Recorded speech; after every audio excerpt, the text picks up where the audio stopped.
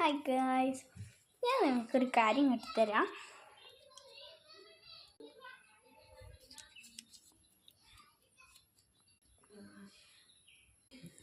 ഇതാണ് ഗൈസ് പശുമിഠായി. ഞാൻ ഇനി ചെറുപ്പം മുതലേ പശു മിഠായി എന്നാണ് ഒരു ന്യൂസ് സാധനമാണ്. ഇവിടെ ആരെങ്കിലും ദുബായിൽ നിന്ന് വന്ന് കൊണ്ടുവരുന്നൊരു മിഠായിയാണ്. അപ്പോൾ ഗൈസ് നമുക്ക് കണ്ടൻ്റ് ഒന്നും ഇല്ലാത്തതുകൊണ്ട് നമ്മുടെ മെയിൻ പരിപാടി ഇങ്ങനെയൊക്കെയാണ്. നമുക്ക് അൺബോക്സ്